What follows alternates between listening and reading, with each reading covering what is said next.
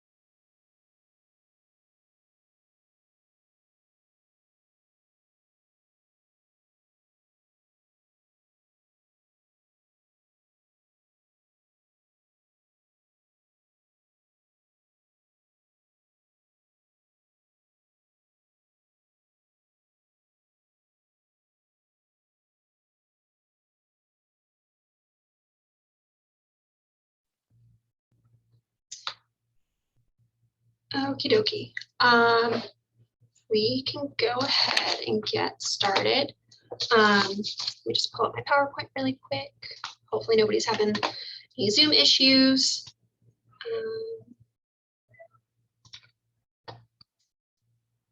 Okie dokie. So thank you everybody for coming. Happy Friday. My name is Lindsey Anuzis, and I'm a licensed clinical mental health counselor associate here at Child and Family Development. With this wild year that we have all had and school starting in a couple of weeks, I thought it would be really helpful to have a talk based on stress, what it is, what it looks like, and ways to manage it as we move into the new school year. So let's jump right in.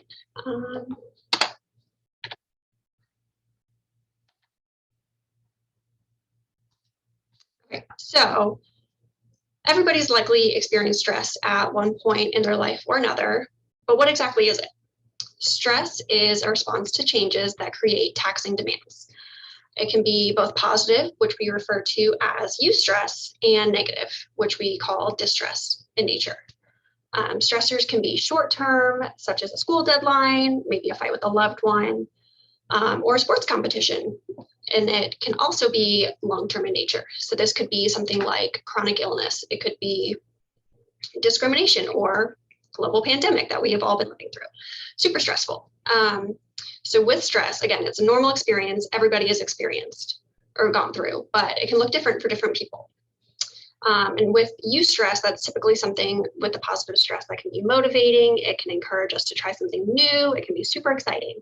This could look like a sports competition, having an idea at work that you want to pitch that you're super passionate about. It oftentimes energizes us, and Distress, on the other hand, is typically more problematic. It can be short-term, long-term, typically has negative impact on our motivation. This can lead to burnout too. And this is basically what this whole presentation is on. It's a lot more chronic.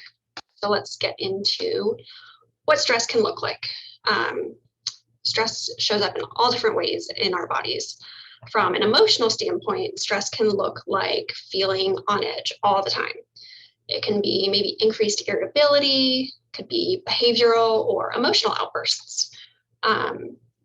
Feeling low, tearful, maybe resentful of demands. This could be schoolwork or maybe sports practices that kids previously enjoyed and maybe now they don't want to do it. It could also turn into anxiety or depression. From a behavioral standpoint, stress can look like a constant sense of urgency, maybe overcommitting ourselves, taking on more than we can handle, could be self-neglect, inefficiency, changes in sleep like nightmares. From a physical standpoint, this is a big one. Not everybody really realizes how stress can impact us physically, but this can look like muscle tension, maybe the feeling that you just like can't relax. It could be headaches or migraines. It could be constant and chronic fatigue. Minor illnesses like catching a cold more frequently than you previously would. It could look like indigestion, maybe irritable bowel, anything that kind of makes us feel uncomfortable in that sense. It could look like weight loss or weight gain, and even skin conditions. Cognitive symptoms of stress look like concentration issues, difficulty with memory, which is huge for school, easily distracted, negative thoughts, negative self-talk, and maybe like rigid and inflexible thinking. And with relationships, stress can kind of show up in all different ways with friends, with parents, siblings, significant others. It can look like problems at home, maybe somebody being impatient with another person, or maybe intolerant of things that they previously weren't bothered by. It could be wanting increased alone time or even needing additional support that previously they didn't ask for. And it can also look like over-controlling or trying to over-control situations. So, like I said, it shows up in all different kinds of ways, but at different stages of life, there can be various different causes. So for young kids and school-age kids, causes of stress is typically related to tension at home. This could be family discord, it could be divorce, changes in dynamics, maybe a new sibling. Could be parental stress, parental divorce. With this age or these ages too, school typically a big stressor. Not only just the responsibility of learning and homework, but also just trying to make friends, peer interactions, navigating bullying situations, and just figuring out how to balance their time. So for infants and toddlers, this could look like tantrums and increased irritability, for school age kids too. And it could look like withdrawal from family and friends, and even changes in sleep, bathroom habits, and eating habits, either increased or less of any of those. For teenagers, this is a big one. As you know, as we get older, our stress tends to increase due to just increased responsibility and just life changes anyway. Teens are a lot more likely than young children to be stressed by events that are outside the house. So whereas young kids are more stressed by home situations, family discord, new siblings, all that stuff that I just talked about, teens typically are more stressed by peer relationships, school, sports, all different kinds of things outside the home. Not to mention they're going through puberty. So that in and of itself can be stressful. Different hormonal changes, changes in appearance and just body development, things that they're not really used to. And that can then increase their own self-esteem and self-worth, which is stressful. Can increase stress in regards to peer relationships, maybe bullying, so many different things that the teens experience. And just like the young school-age kids, stress can also come from school. And with school grades for older teenagers, figuring out, what they're doing with college, if they're going to college, or even just navigating those steps and what that responsibility looks like, kind of balancing their time, their energy, leisure time with productive time, lots of different things that can contribute to it. And with those social situations, It could look like romantic relationships and friendships. And again, kind of like I mentioned with peer pressure. And what's interesting too is actually how I talked about with young kids being more stressed by things going on in the home.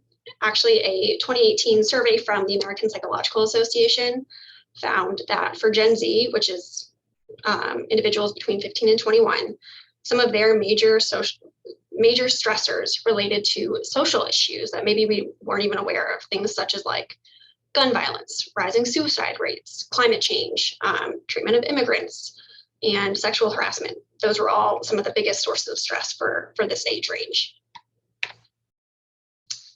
And similar to that, continuing with the teens and moving into young adults. Some of these causes, like I mentioned earlier, are added responsibility and expectations. Those are a major source of stress. Figuring out how to balance just life in general can be super, super hard. For those going off to college, navigating what does life look like, not having mom and dad, helping me stay in check with my schoolwork or my other responsibilities. So navigating college or a job, on top of the other peer and family and personal changes, are all major causes of stress. Navigating newfound, like I said, independence, and even just like identifying identity can be a huge cause of stress for this age range. So while similar to teens, it could also look like increased challenges with mental health. A lot of mental health conditions start to come out in the late teens and early 20s. It can look like changes in eating and sleeping habits, more or less of either. Substance use, more negative coping skills, avoidance of responsibility, like procrastination, and that continued irritability and moodiness. So for parents, big one. Parents have so much on their plates. Managing their family responsibility. This looks like maintaining a household, cooking, cleaning, grocery shopping, managing schedules, logistics with kids' own stress and their schoolwork, not to mention parents' social stress and sometimes isolation or loneliness. That could be a huge cause of stress for parents. Managing their own work-related stress, financial stressors, and just trying to balance it all is really, really hard. So with that in mind, now that we've kind of talked about how stress shows up for different ages, I talked about a little bit of the ways it can show up and look like, whether it was like emotional, cognitive, physical, and all those things. And you might be thinking like, so what, I'm a little stressed. And that's true. Sometimes it does pass on its own, but there are some major consequences for prolonged stress. And these are some of the things that people don't always recognize. So if you or your kid are experiencing some stress related to just starting a new school year, sure, that is a bit normal because it is a change. However, if stress goes untreated for too long, it can develop into mental health conditions like anxiety, depression, kind of like I mentioned earlier, digestive problems, headaches, the physical problems like muscle tension and pain. Long-term, it can lead to heart disease, heart attack, high blood pressure, all serious things. And again, sleep problems, weight problems, memory and concentration impairment. So many important things that people don't really recognize that stress contributes to. So now that I've talked about what is stress, what it can look like, and why it's important to deal with it, let's talk about some of the ways to manage it. Okay, so avoid unnecessary stress. Easier said than done, right?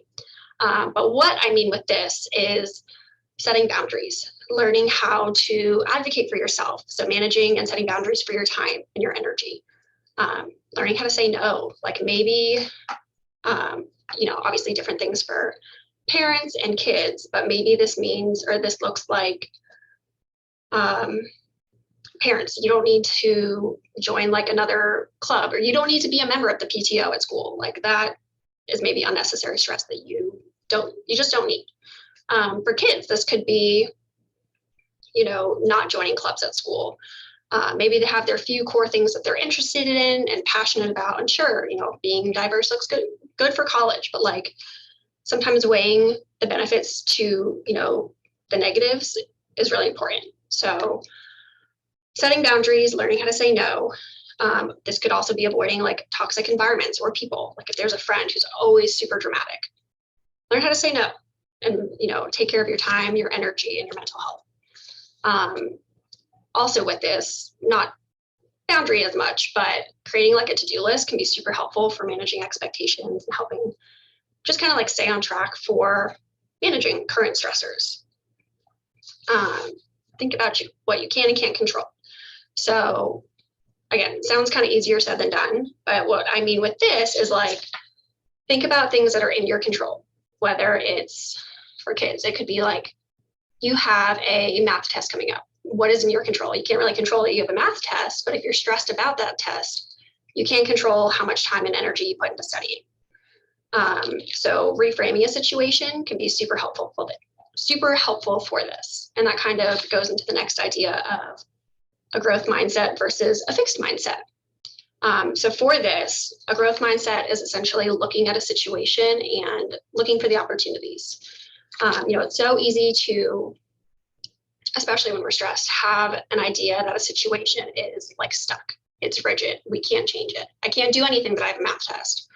But with a growth mindset, you can look at the different opportunities. You can look for skills you can learn, or just kind of reframing it. And instead of, you can like think how you can better yourself from a situation.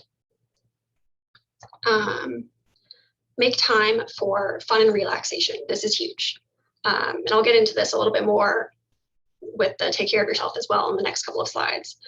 But we get so bogged down from like school, work, after school activities, clubs, homework, just random everyday life stressors. And it's so easy to just go through the motions. And that's unfortunately how people get burnt out.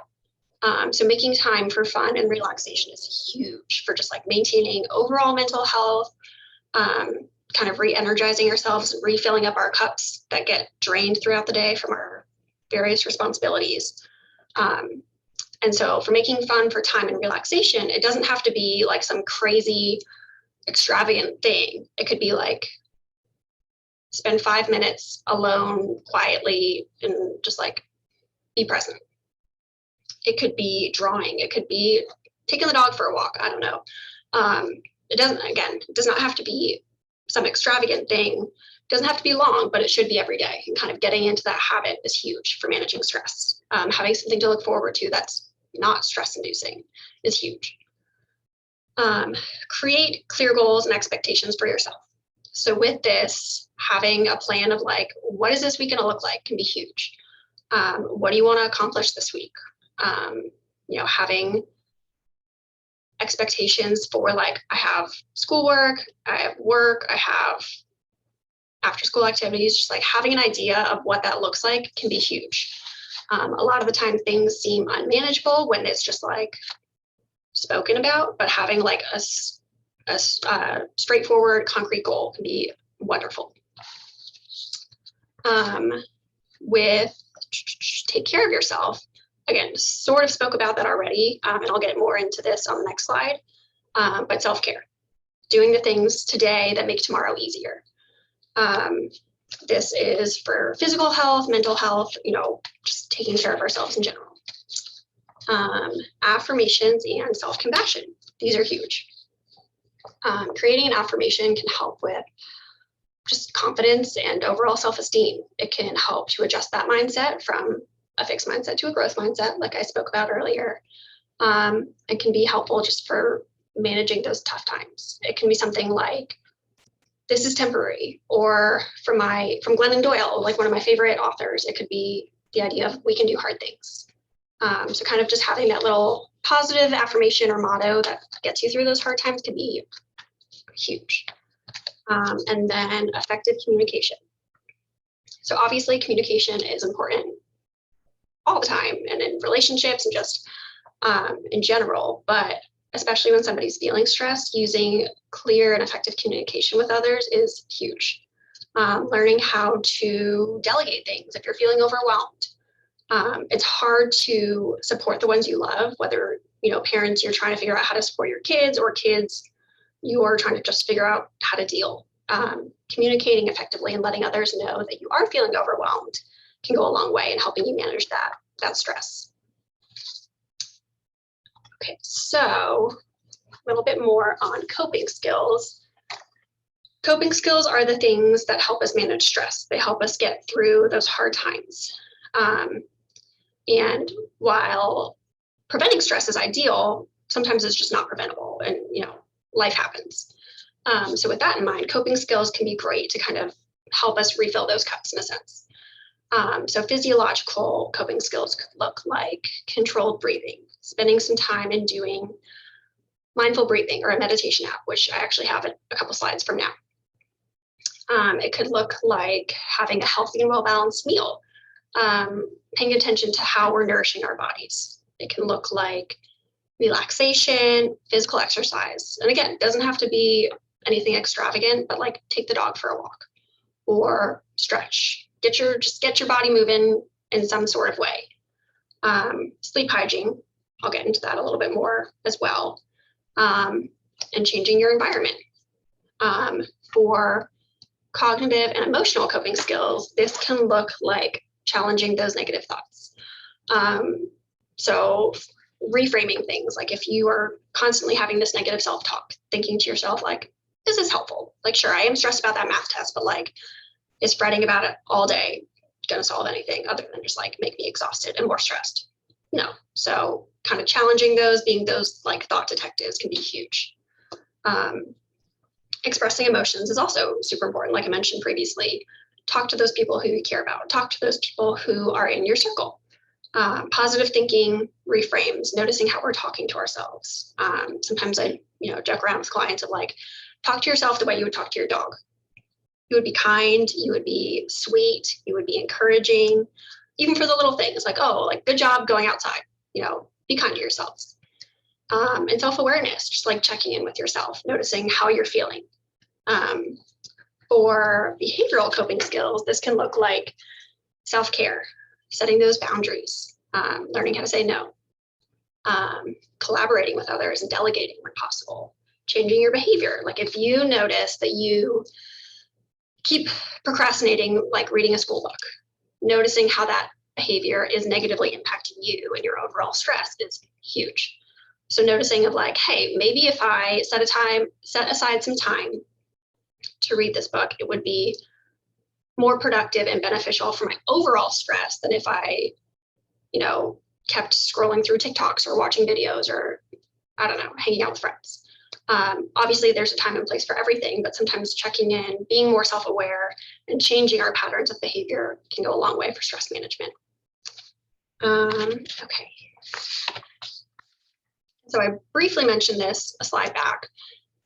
This is huge for, honestly, everybody, parents, kids, teens, college-age kids, sleep hygiene. So this means having a set bedtime and wake-up time. I know everybody, different school districts are going back to school. I think the earliest I've heard is starting next week. But with a few days left, starting to get back into that routine. Set an alarm, even though there might not be, those necessary responsibilities like school just yet. Getting yourself back into that habit can be such a saver. So going to bed and waking up at the same time every day. And I know sometimes it's hard to just like get in bed, fall asleep. So if you notice yourself having trouble falling asleep, maybe after like 20 minutes, get up and do something calming until you feel tired. This could be writing, like a brain dump, having a notebook by your bed if you have these like constant racing thoughts. It could be stretching or, something like yoga or like a meditation. Anything that can kind of help you to calm down, maybe having some tea. Everybody has their different preferences. So with that tea, make sure it's not caffeinated. You want to avoid caffeine at least 4 to 6 hours before going to bed. I know for, again, high school, college age, this can be hard if you have those papers, those projects, but really being cognizant and mindful of like, how much time do I have to do this? What does the rest of the day look like? And just making sure that you give your body that 4 to 6 hours to kind of wind down after doing the activity or, having that last cup of coffee. This one is huge. So making sure that your bed is for sleeping, not texting, not watching Netflix, not doing schoolwork or writing papers. Using your bed only for sleep helps your body to associate it with sleep. So having again, just like bed is only for sleep. So if you need to do schoolwork, I don't know, sit on the floor, have a desk in your room, sit at the kitchen table. Having that clear distinction of bed is only for sleep will make it easier to fall asleep moving forward. Creating a sleep ritual. This is big. Also, similar to like having a daily bedtime and wake up time, having a nighttime ritual will help to like prepare your body for that sleep. So this could look like having a skincare routine or reading a book for 30 minutes before you go to bed.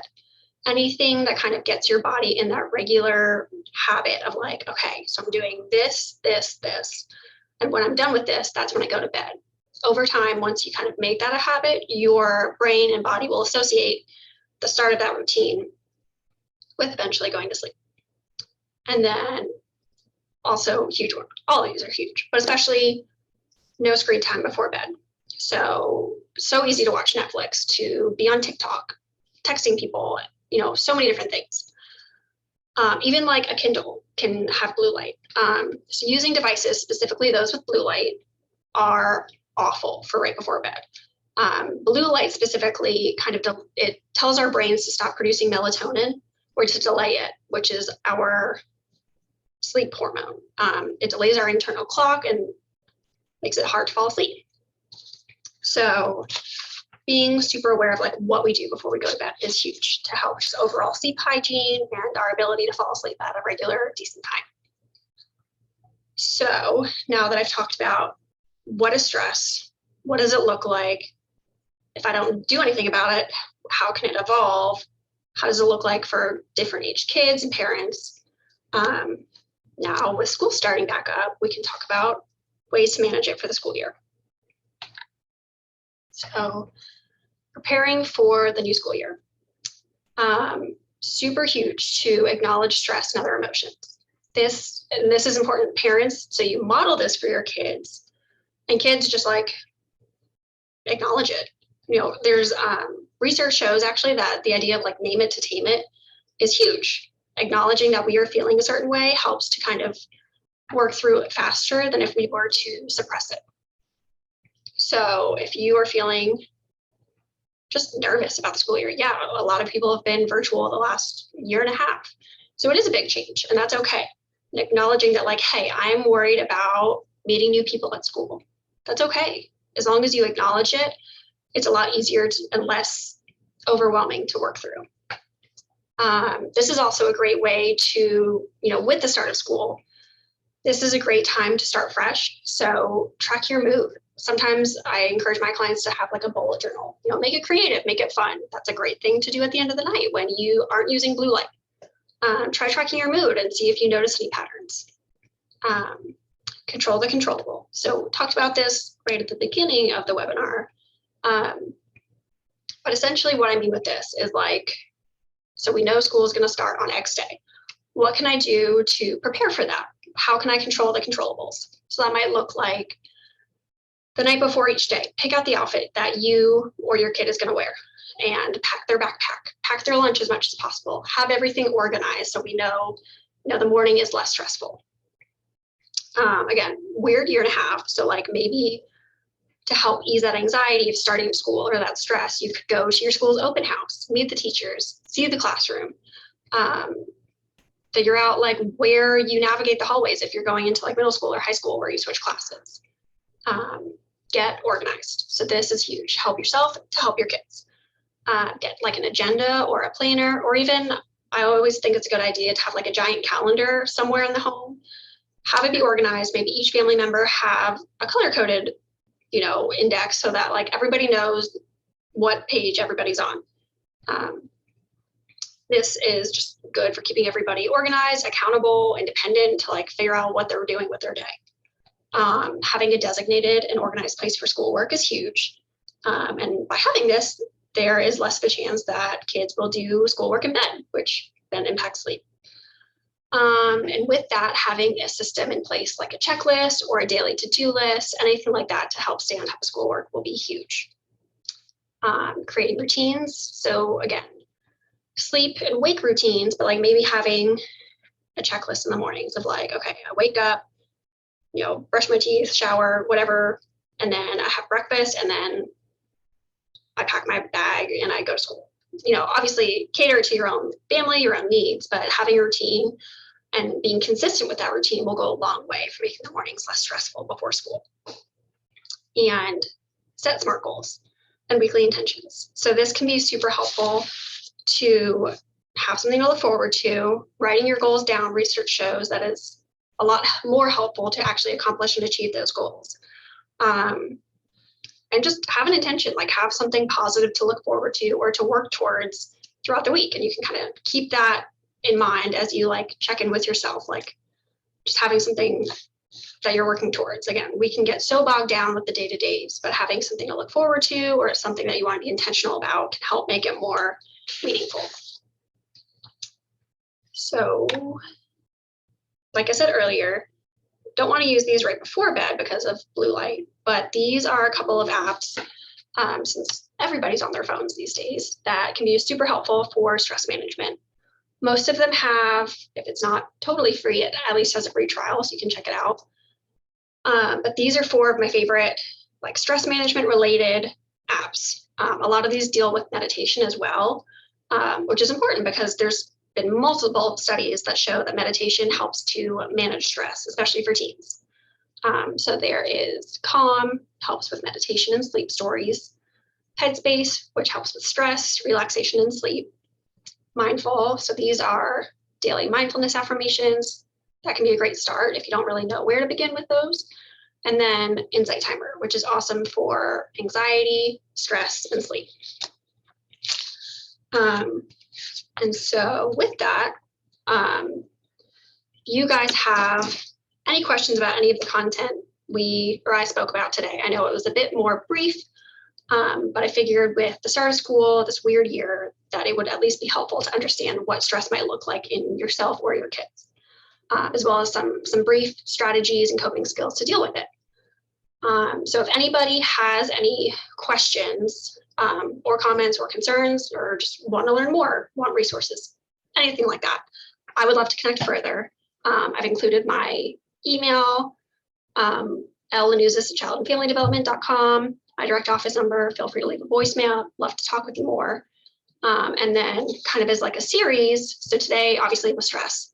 But next week, same day, same time, Friday at 12, going to be talking about tackling reentry anxiety.